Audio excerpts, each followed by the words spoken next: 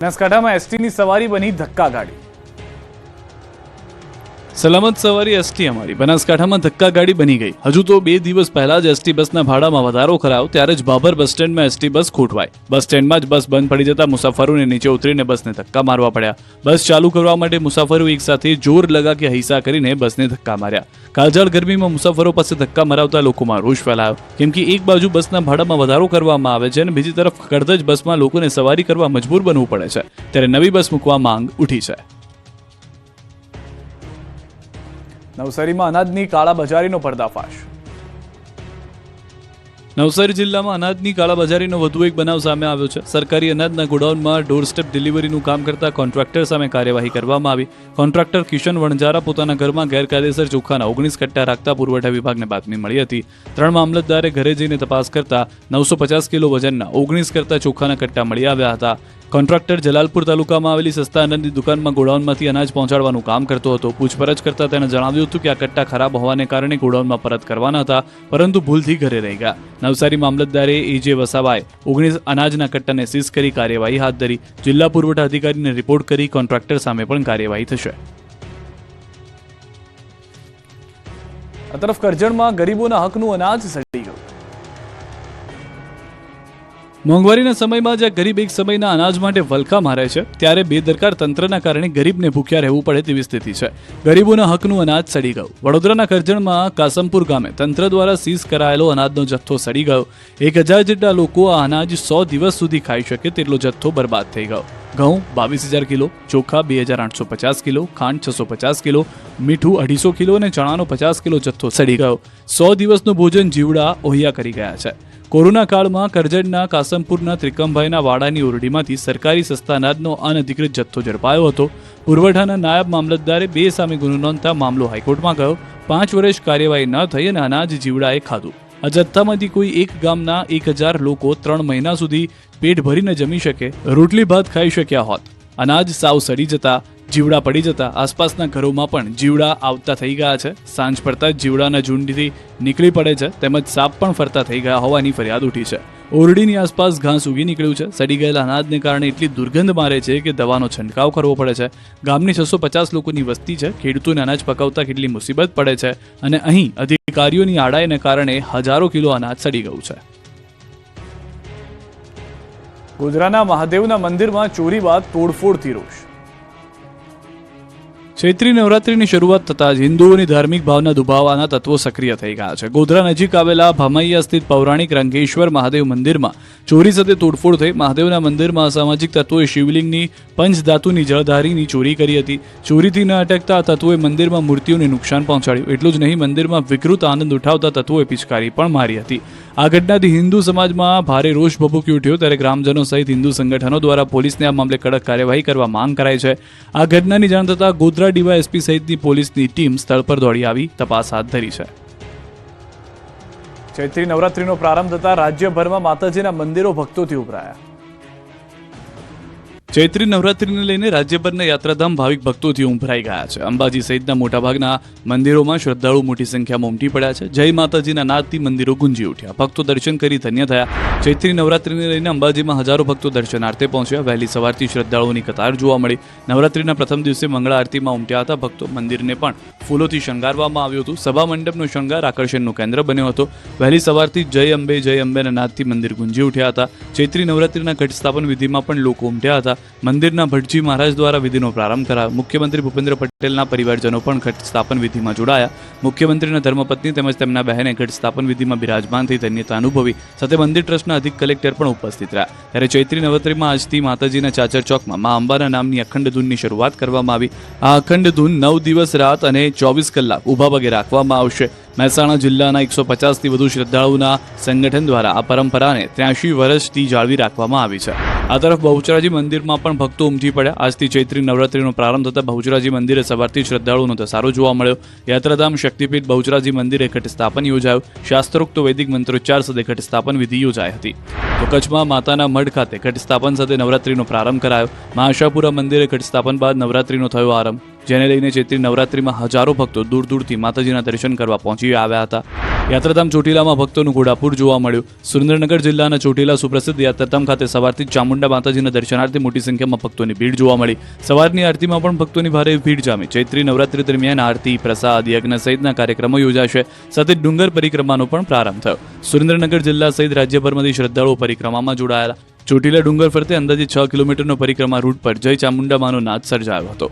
જય મહાકાળીના નાદથી પાવાગઢ ડુંગર ઉપર પણ ગુંજી ઉઠ્યા હતા દ્રશ્યો જોવા મળી રહ્યા છે. ચૈત્રી નવરાત્રીના પ્રથમ દિવસે પાવાગઢમાં ભક્તોનો મહાસાગર ગુગવાયો હતો. મોડી રાતથી ભક્તો પાવાગઢમાં ધામા નાખી પહોંચી ગયા હતા. વહેલી સવારે માતાજીના કપાટ ખુલતા જ ભક્તોએ માતાજીની એક ઝલક જોવા દોડી ગયા હતા. એક દિવસમાં લાખો ભક્તોએ દર્શન કર્યા. મંદિરના પગથિયાથી લઈને મંદિર પરિસર સુધી ક્યાંય પણ પગ મૂકવાની જગ્યા નહોતી. ચૈત્રી નવરાત્રીને લઈને રાજ્યભરના મંદિરો ભક્તોથી ગુગવાયા હતા. ત્યારે રાજકોટ જિલ્લાના જેતપુર ખોડલધામ મંદિરે 9 દિવસ ધામધૂમથી ચૈત્રી નવરાત્રીની ઉજવણી થશે. ચૈત્રી નવરાત્રીમાં 9 દિવસ સુધી દર વર્ષની જેમ આ વર્ષે પણ ખોડલધામ મંદિરે વિવિધ ભવ્ય કાર્યક્રમોનું આયોજન કરાયું છે. જેમાં ધ્વજારોહણ, યજ્ઞ, રાસ ગરબા અને ધૂન કીર્તન સહિતના ધાર્મિક કાર્યક્રમો દરરોજ ખોડલધામ મંદિર ખાતે કરવામાં આવશે.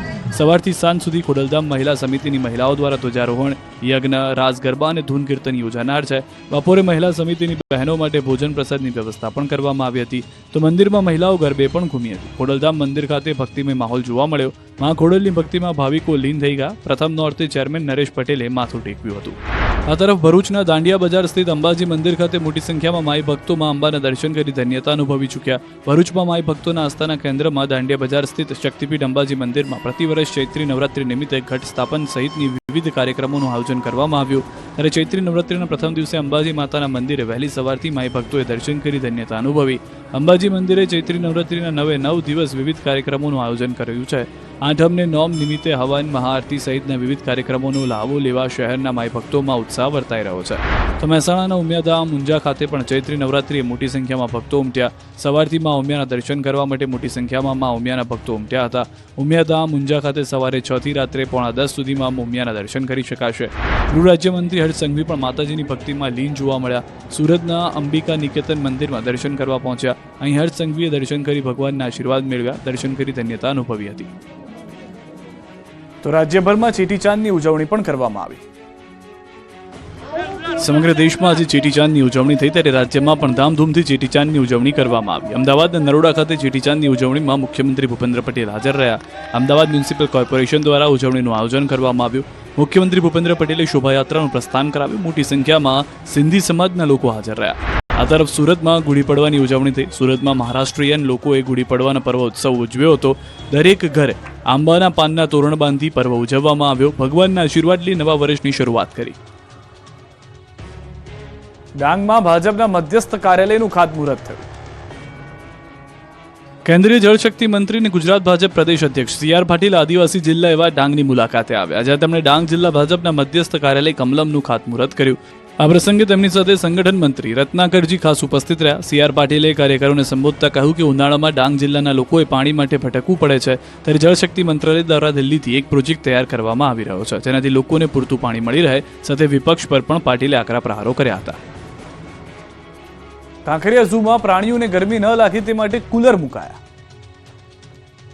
કાજળ ગરમીથી લોકો ત્રાહિમામ પોકારી ઉઠ્યા છે. પ્રાણીઓને પણ ગરમી લાગી રહી છે. ઉનાળામાં ગરમીથી બચવા લોકોએ તૈયારીઓ કરી લીધી છે. ત્યારે કાંકરિયા પ્રાણી સંગ્રહાલય ખાતે પ્રાણીઓ માટે પણ વિશેષ વ્યવસ્થા કરી દેવામાં આવી છે. ગરમી ન લાગે તે માટે અમદાવાદના કાંકરિયા ઝૂમાં કુલર મુકાયા. ઝૂ ઓથોરિટી દ્વારા સંગ્રહાલયમાં કુલ 34 કુલર મૂકવામાં આવ્યા. તો સાથે દરેક જગ્યાએ ગ્રીન નેટ લગાવવામાં આવી. સતત પાણીનો છંટકાવ કરીને ગરમી દૂર ભગાડવામાં આવે છે. ઉપરાંત ગરમીને ધ્યાને લઈ પ્રાણીઓના ડાયટમાં પણ ફેરફાર કરવામાં આવ્યા છે. તો ડિહાઇડ્રેશનથી બચવા પીવાના પાણીમાં ORS મિશ્રણ કરવામાં આવશે. તમામ પાણીના હોજ ભરી દેવામાં આવ્યા છે. અમદાવાદના કાંકરિયામાં વધુ એક વાઘવાગણ 10 કાળિયાર જોવા મળશે. અમદાવાદના કાંકરિયા ખાતે આવેલા પ્રાણી સંગ્રહાલયમાં હવે તમને વધુ એક વાઘ, એક વાઘણ અને 10 કાળિયાર જોવા મળશે. વાઘ વાઘણની જોડીને વીરભૂમિ નામ અપાયું છે, જે લોકો માટે આકર્ષણનું કેન્દ્ર બની રહેશે. તો સાથે 10 જેટલા કાળિયાર પણ મુલાકાતીઓને જોવા મળશે. કાંકરિયા પ્રાણી સંગ્રહાલયમાં પ્રાણી, પક્ષીઓ અને સરીસૃપના દર વર્ષે મોટી સંખ્યામાં બચ્ચાઓના જન્મ થાય છે, જેને મધ્યપ્રદેશના ગ્વાલિયર ઝૂને આપવામાં આવ્યા હતા. તો સામે વાઘ વાઘણની જોડી અને 10 કાળિયાર લાવવામાં આવ્યા. અમદાવાદ અને મધ્યપ્રદેશ ઝૂ વચ્ચે વિનિમય અંતર્ગત અમદાવાદ ઝૂ દ્વારા પ્રાણીઓ, પક્ષીઓ અને સરીસૃપ આપવામાં આવ્યા છે. વાઘ વાઘણની જોડી અને 10 કાળિયારની સામે 6 rosy pelican, 6 Indian porcupine, 10 Indian star tortoise, 2 golden pheasant અને 10 સ્પૂનબિલ આપવામાં આવ્યા છે. કાંકરિયા પ્રાણી સંગ્રહાલય અત્યાર સુધીમાં કુલ 2100 વન્ય પ્રાણીઓ લાવ્યા છે. 8 રિક્ષા ચોરનારને પોલીસે પકડી પાડ્યો. બનાસકાંઠામાં રિક્ષાની ચોરી કરનાર ચોર પકડાયો. 8 જેટલી રિક્ષા ચોરનાર શખ્સ સકંજામાં આવી ગયો. પોલીસે બાતમીના આધારે દિનેશ વાલ્મીકીને ઝડપી પાડ્યો. તેમની પોલીસે સઘન પૂછપરછ કરતા ચોર ભાંગી પડ્યો. અમદાવાદમાં અલગ અલગ 8 સ્થળોએ રિક્ષા ચોરી કરી હોવાની કબૂલાત કરી. પોલીસ આરોપી પાસેથી 11.60 લાખનો મુદ્દામાલ કબજે કરી ચૂકી છે. આરોપી કાંકરેજના વડા ગામનો અને હાલ અમદાવાદ હેબતપુરાનો રહેવાસી છે. ચોર પકડાતા અમદાવાદમાં ચોરાયેલી રિક્ષાનો ભેદ ઉકેલાયો છે. 5 વર્ષે પકડાયો 1.26 કરોડની લૂંટનો આરોપી. વલસાડ પોલીસે 1.26 કરોડની લૂંટ કરનાર આરોપીને 5 વર્ષે પકડી પાડ્યો. વલસાડ જિલ્લાના ડુંગરી નજીક વર્ષ 2021માં લૂંટ ચલાવવામાં આવી હતી. ટ્રાન્સપોર્ટ કંપનીના વાહનમાંથી 1.26 કરોડની સિગરેટની લૂંટ થઈ હતી, જે મામલે પોલીસે ફરાર આરોપીને ઝડપી પાડ્યો. વલસાડ LCBએ સિગરેટ ચોરીના કેસમાં ફરાર આરોપી હેમરાજ કિરણસિંહ ઝાલાની મધ્યપ્રદેશના દેવાસથી ધરપકડ કરી. LCBએ બાતમીના આધારે આરોપીની મધ્યપ્રદેશથી ધરપકડ કરી. વર્ષ 2021માં અમદાવાદ મુંબઈ નેશનલ હાઈવે પર વલસાડના ડુંગરી નજીક ઈસ્ટ ઇન્ડિયા કંપની નામની એક ટ્રાન્સપોર્ટ કંપનીના વાહનમાંથી 1.26 કરોડ રૂપિયાની સિગરેટની લૂંટ થઈ હતી. કુલ 6 આરોપીઓ વિરુદ્ધ પોલીસ ફરિયાદ દાખલ થઈ હતી. તપાસ દરમિયાન અત્યાર સુધીમાં 5 આરોપીની ધરપકડ થઈ ચૂકી હતી. જો હેમરાજ કિરણસિંહ ઝાલા નામનો આરોપી વોન્ટેડ હતો. હેમરાજ છેલ્લા 4 વર્ષથી પોલીસના હાથે લાગ્યો ન હતો. મધ્યપ્રદેશના દેવાસમાં છુપાયો હતો. આણંદમાં પોલીસના નામે ઠગે મહિલા પાસેથી 15,000નો કર્યો તોડ. આણંદના બોરસદમાં તોડબાજે મહિલાને ધમકી આપી તોડ કર્યો. મર્ડર કેસમાં ફસાવાની ધમકી આપી 15,000 રૂપિયા પડાવ્યા હતા. બોરસદના દાવોલ ગામે પોલીસના નામે હત્યાના કેસમાં ફસાવાની ધમકી આપી હતી. તેથી મહિલા ડરી ગઈ. ડરમાં મહિલાએ તોડબાજને 15,000 રૂપિયા આપી દીધા, જેનો વિડીયો વાયરલ થયો. મહત્વનું છે કે દાવોલ ગામની મહિલાના પતિએ અકસ્માત સર્જ્યો હતો અને અકસ્માતમાં ઇજાગ્રસ્ત યુવકનું મોત થયું હતું. જે અંગે બોરસદ ગ્રામ્ય પોલીસમાં અકસ્માતે મોતનો ગુનો નોંધાયો, જેને લઈને તોડબાજે મહિલાને ફસાવી. તોડબાજે અકસ્માતના કેસમાં મહિલા પાસેથી રૂપિયા 50,000ની માંગણી કરી હતી. તે ગરીબ મહિલા પાસેથી 15,000 રંગે હાથે લીધા ઝડપાયો. સિરોહી જિલ્લાના માઉન્ટ આબુમાં આબુ રોડ પર જંગલમાં લાગેલી આગ વધુ ભયંકર બની ગઈ છે અને 2 કિલોમીટરથી વધુ વિસ્તારમાં ફેલાઈ ગઈ છે. ગંભીર નાળા અને રસ્તાથી 2 કિલોમીટર વધુ દૂર શરૂ થયેલી આગ રસ્તાના કિનારે પહોંચી ગઈ હતી. આગ રસ્તાના કિનારે પહોંચતાની સાથે જ વન વિભાગ અને વહીવટી સતર્ક થઈ ગયું હતું તંત્ર. આગને રસ્તા પર ફેલાતી અટકાવવા માટે મ્યુનિસિપલ ડિઝાસ્ટર ટીમ અને ફાયર બ્રિગેડને ઘટના સ્થળે મોકલવામાં આવી હતી અને ફાયર બ્રિગેડ તરફથી પાણીનો છંટકાવ કરવામાં આવ્યો હતો. પરંતુ શનિવારે સાંજે પવન ફૂંકાતા આગ સતત ફેલાઈ રહી હતી. વાયુસેનાના કર્મચારીઓ અને એર સ્ટેશનની ફાયર બ્રિગેડ પણ ઘટના સ્થળે પહોંચી ગઈ અને ઘણી મહેનત બાદ રસ્તાની નજીક પહોંચેલી આગ પર કાબુ મેળવાયો. રસ્તા પાસે લાગેલી આગ પર કાબુ મેળવી લેવામાં આવ્યો હતો, પરંતુ જંગલમાં લાગેલી આગ પર કાબુ મેળવવો મુશ્કેલ બન્યો. હાલમાં ગંભીર ડ્રેન પાસે આગ લાગી છે અને ગંભીરી ડ્રેન પાસે આગને કારણે ટ્રેનમાંથી ધુમાડો નીકળી રહ્યો છે, જેના કારણે કેટલીક સમસ્યાઓ પણ થઈ રહી છે.